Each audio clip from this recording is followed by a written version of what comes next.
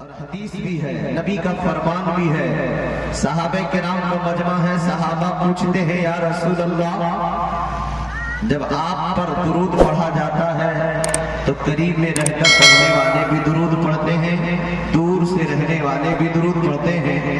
کہنے کا مقصد یہ تھا یا رسول اللہ قریب میں بھی لوگ درود پڑھتے ہیں، دور سے بھی لوگ درود پڑھیں گے، یا رسول اللہ دھیرے دھیرے اسلام مدینے سے باہر نکلتا ہوا پوری دنیا میں اسلام پھیلے گا، یا رسول اللہ پوری دنیا سے آپ پر درود و سلام پڑھا جائے گا۔ تو صحابہ پوچھتے ہیں یا رسول اللہ جو قریب میں رہ کر پڑھتے ہیں، جو آپ کے بغل میں آس پاس میں رہ کر پڑھتے ہیں، ان کے تو درود کو آپ سنتے ہیں، لیکن جو دور سے پڑھے گا، کوئی یو پی سے پڑھے گا، کوئی بہار سے پڑھے گا، کوئی گجرات سے پڑھے گا، کوئی انڈیا سے پڑھے گا، کوئی نیپال سے پڑھے گا، کوئی انڈونیشیا سے پڑھے گا، کوئی تبت سے پڑھے گا، کوئی چین و جاپان سے پڑھے گا، کوئی افریقہ و امریکہ سے پڑھے گا، یا رسول اللہ پوری دنیا سے جہاں جہاں آپ کے چاہنے والے ہوں گے آپ پر درود پڑھا جائے گا۔ اے میرے آقا آپ یہ بتائیں قریب میں پڑھنے والوں کے تو درود کو آپ سن رہے ہیں، لیکن جو درود سے دور سے پڑھے گا اس کے درود کو سنیں گے کہ نہیں، اس کے سلام کو سنیں گے کہ نہیں؟ جو درود دور سے آپ پر درود و سلام پڑھتے ہیں ان کے درود و سلام کو سنتے ہیں کہ نہیں سنتے ہیں؟ تو نبی پاک سے سوال کیا کیا گیا تھا؟ آپ دور سے پڑھنے والوں کے درود و سلام کو سنتے ہیں کہ نہیں سنتے ہیں؟ یہ صحابہ کا سوال تھا۔ اب صحابہ کے سوال کا جواب نبی نے کتنے پیارے انداز میں دیا ہے۔ کتاب کا نام ہے دلائل الخیرات شریف۔ دلائل الخیرات شریف کی فضائل درود پاک کی آخری روایت آخری حدیث ہے۔ نبی پاک نے جواب دیا اے میرے صحابہ آپ پوچھتے ہو میں دور سے پڑھنے والوں کے درود و سلام کو سنتا ہوں کہ نہیں سنتا ہوں؟ لو نبی فرماتے ہیں اسمعوا صلاۃ اہل محبتی وعارفہم۔ صحابہ نے سننے کے بارے میں پوچھا تھا یا رسول اللہ آپ سنتے ہیں کہ نہیں سنتے ہیں؟ لیکن میرا نبی ہم سب کا نبی اللہ کا محبوب فرماتا ہے اسمعوا صلاۃ اہل محبتی وعارفہم۔ صحابہ نے سننے کی بات کی تھی لیکن میرا نبی فرماتا ہے میں ہر اہل محبت کے درود و سلام کو سنتا بھی ہوں اور پڑھنے والے کو نبی محترم صلی اللہ علیہ وسلم فرماتے ہیں میں درود پڑھنے والے کو پہچانتا بھی ہوں اور اس کے درود و سلام کو سنتا بھی ہوں۔ اب کتنے مقدر والے ہیں وہ لوگ جو نبی پر درود اور سلام پڑھتے ہیں، تو نبی ان کے سلام کو سنتے بھی ہیں، نبی ان کے درود کو سنتے بھی ہیں، اور صرف سنتے ہی نہیں ہیں بلکہ کون دیوانہ کہاں سے پڑھ رہا ہے اس دیوانے کو مصطفیٰ پہچانتے ہیں۔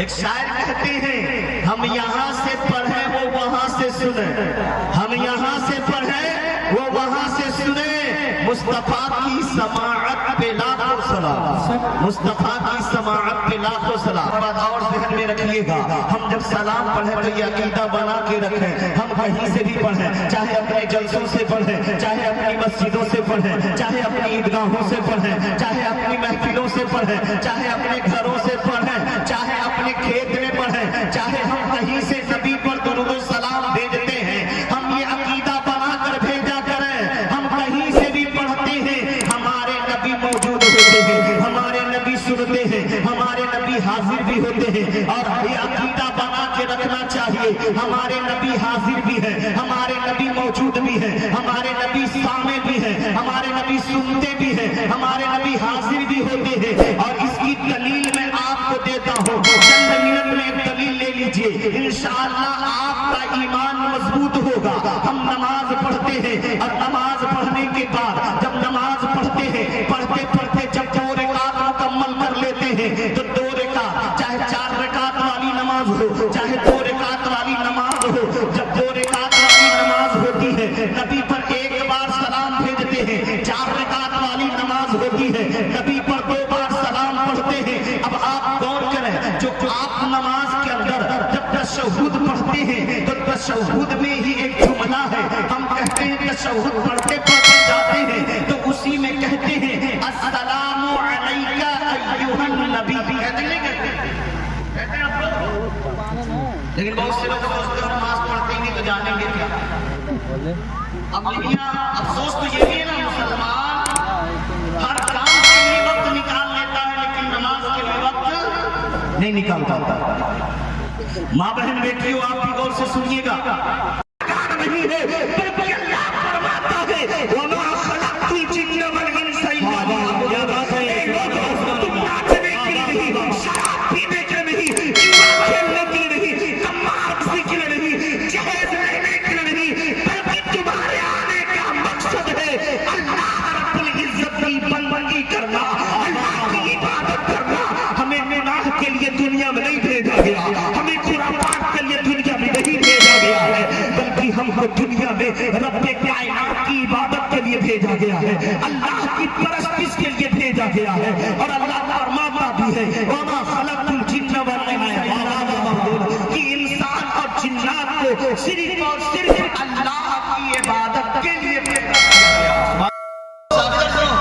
یہ تین چار کرسی نہیں، جو کھانے کا انتظام نہیں ہے، مٹھائی کا نہیں ہے، تمہارے پاس آدمی نہیں ہے. کتنے لوگ کھانے کے لیے پریشان ہیں، پانی پینے کے لیے پریشان ہیں. دیکھ کر باپ ہے تو باپ سے فیور کرے گا، بھلے ہی گھر پہ چاہے لمبور ہو، لیکن جب بارات لے کر پہنچتا ہے تو لگتا ہے سب سے بڑا دنیا کا سب سے بڑا جاہل یہی آ گیا ہے. میں نے دیکھا کہ بیٹھا، اب میں پہنچا، پہلے تو میں افسوس کیا اللہ یہ کیا زمانہ آ گیا ہے، کیا جہالت ہے. کیا ہوا تھا جانتے ہیں؟ جو دولہا اور دولہے کے اوپر سے میں نے پکڑا ہے، میں جب جاتا ہوں پکڑنے کو اٹھا کر پیچھے دیکھ لیتا ہوں، اور جیسے پیچھے میں نے پھینکا تو میں نے کیا دیکھا، اس کی پیشانی پر ٹیکا لگا ہوا. کیا لگا ہے؟ ٹیکا سمجھتے ہیں نا آپ لوگ، اس کو ہماری شریعت میں کشکشا کہا جاتا ہے. کشکشا لگانا، ماتھے پہ ٹیکا لگانا. ٹیکا جانتے ہیں کب لگتا ہے؟ ہماری ماں بہن بیٹیاں، کیونکہ کچھ ایسی عورتیں ضدی ہوتی ہیں اور جاہلہ ہوتی ہیں. میں نے تو کتنی عورتوں کو اس طرح بولتے ہوئے دیکھا، نیا نیا مولوی نیا نیا پھپھا چیاوتا اچھاڑا تھا، چیاوتا وہ جا رہا تھا،